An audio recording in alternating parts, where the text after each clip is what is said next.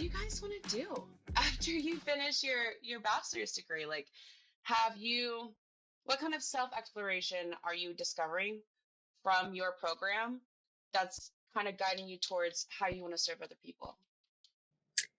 So at first, I was more interested in kind of community outreach and youth work. I also was interested in kind of working with domestic abuse victims as well. And through my learning through the program, I realized that I do have another interest in counseling. So I do want to pursue counseling, specifically school counseling and marriage and family counseling. So that's something I really want to get into and start pursuing. I started off wanting to do like guidance counseling and stuff like that, but I'm really leaning towards like juvenile courts and like advocating for that right now. Like I feel like not a lot of people like are interested in that, and I'm like sometimes I feel like the juveniles like they need a lot of help and they're not getting that much help either. So I want to be part of helping those kids out too.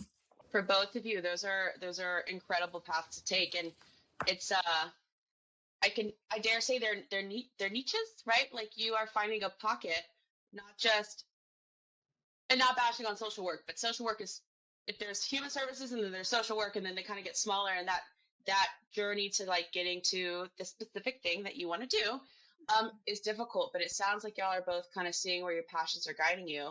We're all on the other saying that human services is like, it's a giant umbrella, right? So if you were talking to another student, pick a program anywhere in the country, and you were having a conversation about exactly what it means to define human services, where, what would, just off the top of your head, how would you start that conversation?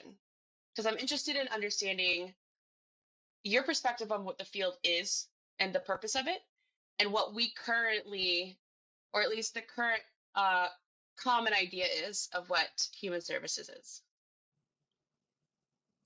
So I would kind of introduce it as becoming a professional helper, and um, understanding how you can help people throughout um, different specific specific resources, whether that's in healthcare or whether that's with community resources or food resources, housing resources. It's a broad spectrum. So you're just becoming a professional helper and understanding what area you want to focus on to help a specific group of people. Yeah, and I would say like along those lines, my version of a human services professional is this: you're helping someone who doesn't have the strength or resources yet to help themselves.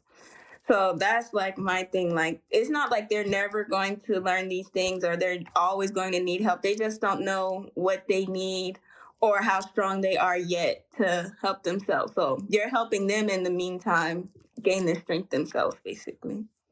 Both wonderful answers. I'm sitting here trying to be in the mindset of I have no idea what human services is, and if y'all are explaining it to me, I get it, right? And I think the default thinking process for, if most people in Western culture, if not all the world, when it comes to thinking about professions, the thought is to think of like, okay, money, accountant, that's what they do, or health, doctor, that's what they do. And you can't really do that when you're like evaluating and exploring the human services field, because yes, you can have two people that do community engagement and two people who do juvenile advocacy, but both of those two people are going to have way different paths and charts and ways of doing their job. And so, like y'all said, it is a helping profession. We are helping professionals. Sorry, there's no continuing definition following that. It varies, right?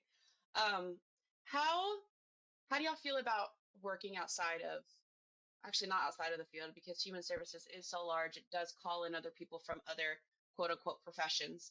But do you find that there is significance in making connections and partnerships with, other disciplines? Yes, and I think that's Yeah. kind of where casework comes in, because you, as a caseworker and as a human service professional, you're kind of always doing casework. So, as a caseworker, you have to connect with different people and um, different people who, like, with whether it's a police officer or a psychologist or a teacher, you're always connecting with different people, and even though that might not be specifically in a human services profession, they're still serving humans. So they emphasize that a lot in our, I think it was like a case management course. You have to understand how to speak with these people and how to work with these people in order to help the person that you're trying to help. And I'm glad you brought up the case management course, because as like you were like saying your response, I'm like, we talked about that in case management. But yeah, like they really like say the importance of those, like how important those connections are. Like it's gonna eventually help somebody. So making those connections are really important. That's really good to hear. Yeah, I don't recall if there was a course like that in my program, but there probably was to some extent, depending on your track. But yes, absolutely. And anyone who's watched an episode before this knows that I am a huge advocate of interdisciplinary work, right? But it's also important to human services specifically because we don't have a choice.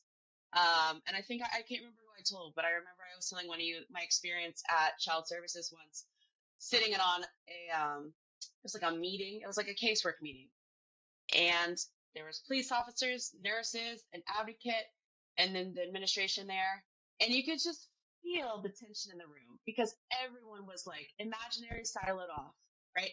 Everyone had the solution to the problem on the table, and you just knew that no one was going to kind of budge because they knew what they knew, and that was kind of like the ultimate. And that was eye opening because it's a thing like, well, we don't have a choice in this field to play games like that.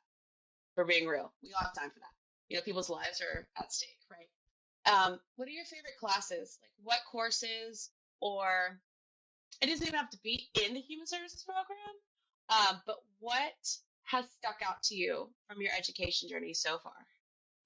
I would say diversity is probably my favorite class. It's called the Diversity in Issues and Ethics. And it's basically like teaching you how to work with clients who aren't the same as you. So it's telling you like how to be culturally sensitive and how to like not make their race or their ethnicity like the main focus point, because and then like learning about them as well. Like it's important to learn about who you're talking to too, because they're not all going to be the same. So that class is like my favorite class ever. I love that class. I would say interview techniques was one of my favorites because one of my things as I was kind of gaining more interested in counseling was kind of wondering like, how do I practice and master like working with these people and working with their ideas and kind of helping them reframe their thinking and getting them to that are their main goal. And with interview techniques, they went over different styles of asking questions and asking just kind of how you frame your questions and not framing it in a way that's like, you have to do this, you have to do this, you're going to do this, you're going to do this. It's kind of like working with the people and kind of going step by step with each thing they're saying and showing them how what they're saying is reflecting on how they're feeling and how they can work with how they're feeling and practice like their practice kind of the positive, how am I going to say this, practice positive thinking so they can work towards their goals. Can I add on to that? Sorry. That class was so intense. Oh my gosh, that class was so intense.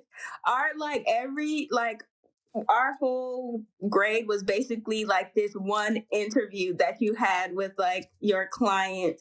and you never knew what the other person was going to say back to you. So you had all these questions. Yes, it was so improv. You had like all these questions that you had lined up, and you were hoping they would say one thing, but if they say another thing, like you just have to keep building and building.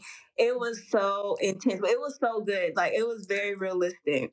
They just had open room to say anything in response to your questions. And yes, just based on the storyline. Yeah, so we would basically just have like a prompt. So it would be like you're working with someone who has 3 kids and they're planning on divorcing their husband, and that was all you had to go with. And the other person was the client, and they had to just kind of make up whatever related to that topic, and you just kind of went with the flow.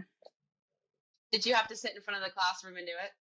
It was kind of one-on-one, so we did it in a group, and we kind of just took turns going around as the speaker and the listener. So yeah, y'all are bringing back memories.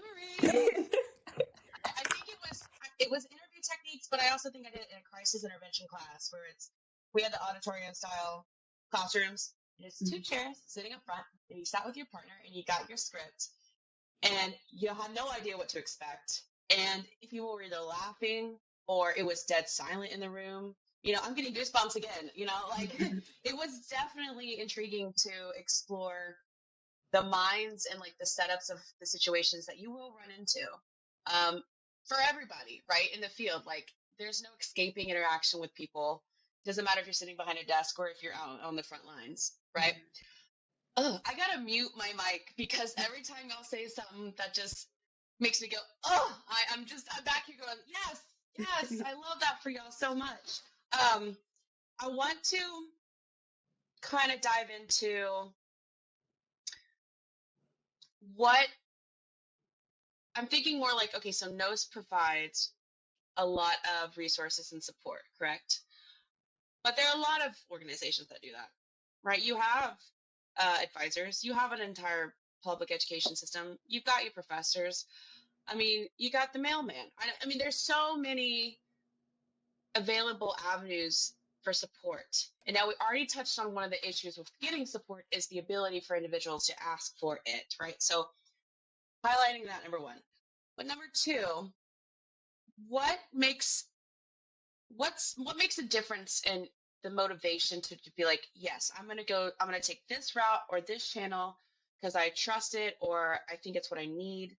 I feel pulled towards it to access, the help or support that you need, right? Because you could call up your advisor. No offense to advisors out there watching or listening. And they might not have the same passion or experience or communication style or really just an overall general understanding of what you're doing in the first place. So it might not be compelling to go to your advisor. That could be, anybody that's offering a resource, but what is it that would pull you towards, an organization or an individual that has the guidance that you need and try it? I think it has to do with the people who are kind of promoting that organization or who have experience in it and are kind of influencing you to take that route. So kind of with, like you were saying with advisors, it was kind of helpful for me to start out because, Steve Cashin, president of the NOHS, he was my advisor starting out. So it was very helpful to have somebody who was actually in the program, kind of helping me through it and who knew kind of the requirements. Like even with registration, it was kind of difficult for me to start off with that. So he knew the requirements for the program. So it was very helpful to have that.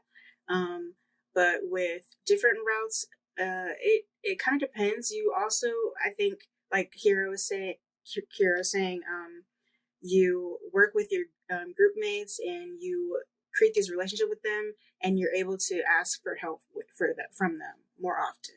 So definitely, those are my main sources, and that was kind of my motivation because with your group mates, that they're in this program with you, and they might have gone to the class that you missed. So it's good to know that somebody who's in it knows what they're doing, and you'll most likely get the answer that you need from them. And I want to, like, I'm glad you brought up Mr. Caston. I love him so much. Like, he was my advice. I was so sad when he said he had to leave. He was retiring. Like, he is amazing. Like, he really, like, knows his stuff. And he, like, makes it very personable. Like, he'll tell you if something is not fitting for you. Like, if he feels like that's not something you should be doing, like, he's very honest about it. And I love that about him. Just to kind of put in contrast my point in bringing this up, my first advisor was a student and a business major. So it was the first and only time I ever visited her office, and it was nothing against her, no ill will. But I was looking around thinking, like, your school isn't even in this building. Like, what? You can direct me, you can hand me a map and show me where the writing center is. But where is your heart? And some people might hear that and be like, well, that doesn't matter. Like, administration does its job. No. Like, that doesn't get us very far when we're trying, especially in our department. And I won't speak for all of the social sciences or all of the other, disciplines and fields. But when it's human services or if it's nursing or anything like that, if your heart isn't in it, even if you aren't in the program, if you don't have any idea the people you're serving who are serving others, that can make your journey in higher ed unnecessarily difficult, right? So y'all's experience and mine definitely contrast, and I don't want to make it sound like I'm shitting on my university. I loved my professors because they cared so much. They cared so much. And I watched them have to stand up against, administrative brick walls all the time. And it got under my skin for sure.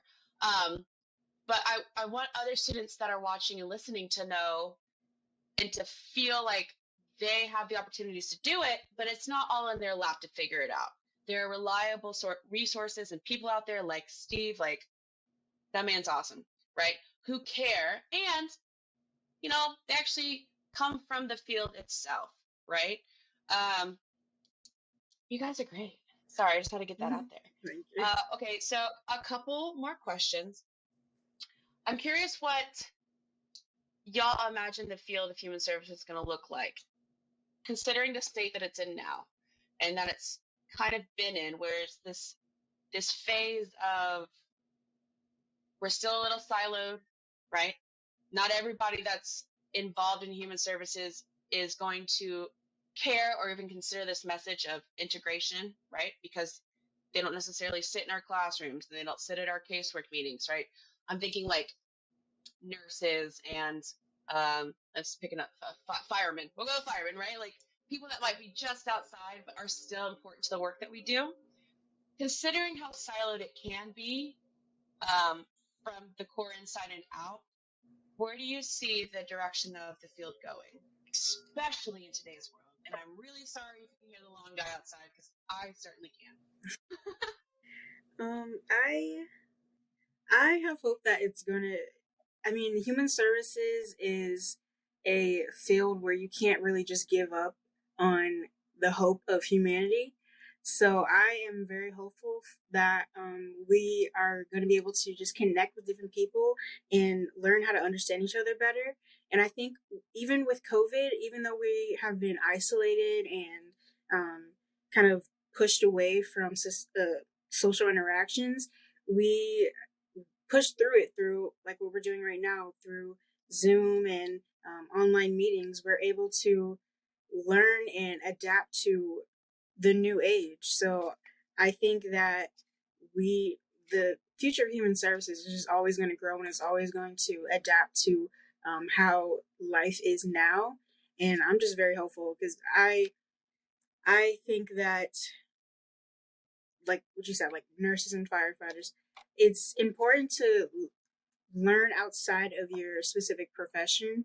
Even me as a human service professional, I have to learn outside of that and kind of take into consideration, this is the day-to-day life of a firefighter. This is the day-to-day life of a nurse. And this is the perspective that they're coming from. So I have to go into like case management meetings and casework meetings and understand that this is where people are coming from. So I have to not just push my beliefs and ideologies and my skill set and learn how to work with them and teach them how to work with me. So. Yes, I piggyback off that. Like, we have to help each other learn about one another, if that makes sense. Like, we have to, I think in the field, like, it's going to continue to go up, especially with like the time, because there's all these social medias, everyone's online. Like, it's bound for people to like learn like something new about us, about human services. Like, and I feel like, I don't know, I'm just happy to see like what I have in my mind, if that makes sense. Like, I'm happy to like see that in, like, I feel like we're going to be so huge, going to be up there with doctors and lawyers at some point. Like, human services is going to be up there. Like, I'm just so excited, especially with like the connections and everything. It's going to be great. I just want to add too, like, being in this internship has just, like, every moment of it has just made me excited. Every, like, little meeting we have, it just makes me so excited because it kind of breaks the barriers of what I expect out of human services and just learning things like how broad this profession is and how we can really just tackle a lot of things and work with each other to like, not fix things, but make things a little better for everybody.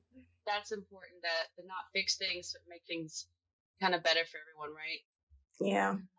Yeah, the hope that you're talking about, and I teeter on that word hope because someone just yesterday used it in this phrasing. She said, "Things do not change until you lose hope, and then the only thing left you can do is make change." And I'm like, oh my God, I've never seen someone put hope through a shredder before, but I get it, right? It isn't just a field of like, we're really hopeful and we love humanity and hugs and rainbows. Like, no. So that brings me to what's going to probably be my final question. Usually around this kind of point in the conversation like this, assuming that someone's looking at this and saying like, okay, so Casey's older and she's got maybe 10 more years of learning experience ahead of them, I would presumably suggest how not to burn out, how to keep that hope alive, how in 5 years you're not going to turn around and be like, well, the world is crap, it's burning, I'm done. But I'm not going to do that. I want y'all to tell me in 5 to 10 years time, right? Just if you're talking to yourself in the future, how are you going to maintain that? How would you like to maintain? Because there's no way in hell you're going to know how to do it, but you're going to figure it out on the way, right? But you are quote unquote hopeful now, and you have dreams, you have a vision. How are you going to maintain that? Because the world, as you know, being in this field, is going to knock you down, and it's going to say, COVID was my thing for me. I remember looking around at one point in the middle of that summer, like, why am I in this industry? Like, what am I doing? Serving other people. Everyone's trash. Everything's going to trash. And then it actually helped me, like, okay, no, I'm where I need to be. But when you face those predicaments where the world doesn't seem helpable, what are you going to do? Where's your mind going to go? Yeah. I'm just going to remember like the type of person that I needed, like on my hardship times. Like, that's what's really like keeping me going. Like, I would love to have a human services professional like help me in my time of need, or teach me something new, or just provide me with the resource. So I feel like that's one of my main motivation factors. Like, there's someone out there who is like me. So that's what's like keeping me pushing. The discussions I have with people about just real problems that I'm having in my life, or problems that they're having in their life, and just communicating really brings the motivation out in me, because I see how people are struggling, and I see how just talking with people can just help them receive a different perspective and give them the motivation to, I'm gonna pick back up and I'm gonna work through this. And one of my main goals starting out this year when I started the program was I just wanted to grow and learn and just try to improve my skills and gain more skills.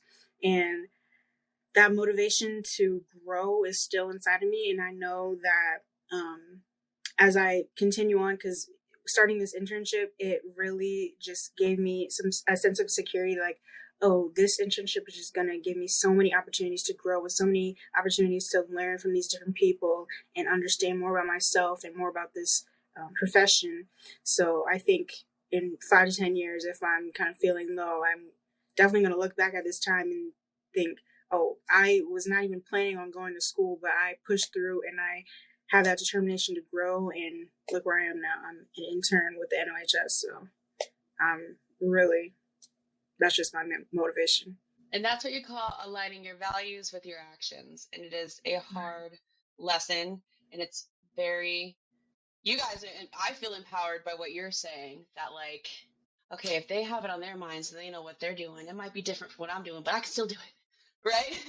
We can still do this thing. And that's not so much kumbaya as like the rest of the world might perceive our fields. We know it's quote unquote a shitstorm out there, but we're not going to go home giving up that easily, right? Right. Sounds like this is the ending of the Breakfast Club movie. Do y'all even know what the Breakfast Club is? Yes, No? I love the Breakfast Club. Just making sure. I love that so much. So we're going to wrap it up, but thank y'all so much. You guys are amazing. You have great spirit. You are so knowledgeable. And I'm going to bring you on. We're going to do this kind of student update thing, because as your journey grows, since you're kind of smack dab in the middle of it, I want other people to be able to hear how it's going for you. Because every time you come on and you talk about something, there's that possibility that even one person thinks like, yeah, I get that. Like, oh, that's where I am and I need it, right? So thank you so much for being part of the podcast. Y'all are amazing. Yes, thank you. Thank you for having us. Head over and check out our YouTube channel. You'll find this episode and previous conversations of the Roundtable podcast. Everything those can be found on our website, nationalhumanservices.org.